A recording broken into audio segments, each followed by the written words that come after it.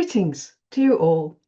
I'm Reverend Joan Pell, and I'm a retired elder in this California, Nevada United Methodist Conference, and I'm the current chair of the Climate Justice Ministries Task Force. We're a part of the Advocacy and Justice Committee. Have you heard of us? Are you concerned about climate change, global warming, extreme weather, catastrophic storms, floods, droughts, forest fires, rising sea levels, air pollution, soil contamination, microplastics, animal extinction, biodiversity loss, and more?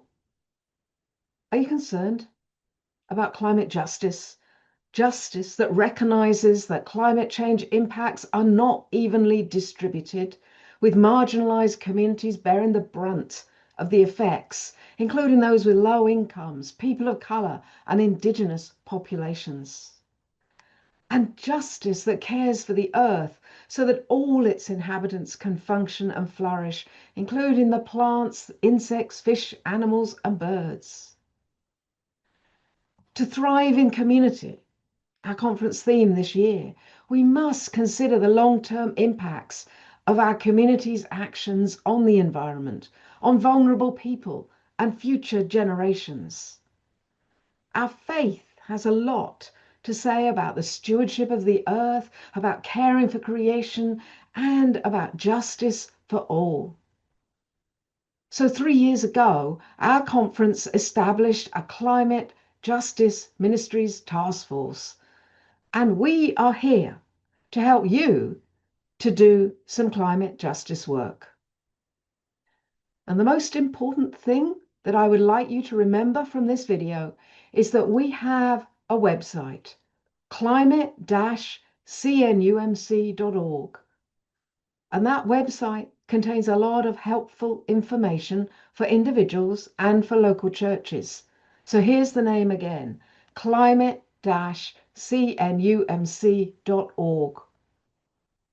And a second important point, we have a monthly newsletter. You can sign up to receive it by completing the form that is at the bottom of every page on the website. Our mission statement is climate justice through faith-inspired connection, education, advocacy, and action. And we've ordered our work around those 4 points: connection, education, advocacy, and action. And you will find them listed on the home page and on the website menu. Connection with God, creation, and others doing similar work. Education through articles, books, websites, podcasts, webinars, conferences, retreats, and speakers. Advocacy through petitions, phone calls, letters, visits, boycotts, marches, and protests. Action to care for the earth by changed individual habits and church green teams. General Conference in 2024 passed a lot of creation care and climate justice legislation and recommendations. These can broadly be divided into 4 areas of work. First, establishing green teams in local churches to work in the 4 areas of connection, education, advocacy, and action.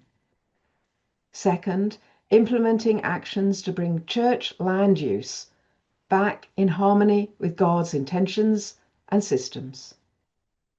Third, reducing greenhouse gas emissions by conducting a carbon footprint audit of church buildings, grounds, and facilities, and then creating and implementing a plan to reduce those emissions. And fourth, avoiding or reducing the use of plastics in all church activities and as individuals. We have resource pages on our website about these 4 areas of work, and we encourage you to study the legislation and begin to implement the recommendations. There was also a piece of legislation asking all conferences to name a conference caretaker of God's creation coordinator. For the moment, Bishop Sandy and the Nominations Committee have asked me, as chair of the Climate Justice Ministries Task Force, to take on that role in a volunteer capacity. which I have agreed to do.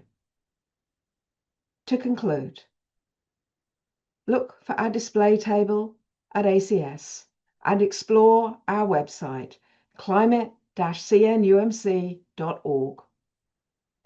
Sign up for our newsletters, do some faith-inspired connection, education, advocacy, and action. Start small and work up to the bigger things. Get out in creation for 10 minutes each day. Explore the Sacred Ground Project. Attend one of our Earth Connect retreats. Create a green team. Examine your church land use. Reduce your emissions and avoid plastic. Let's love boldly, serve joyfully, and lead courageously, trusting that together we can make a difference and thrive in community.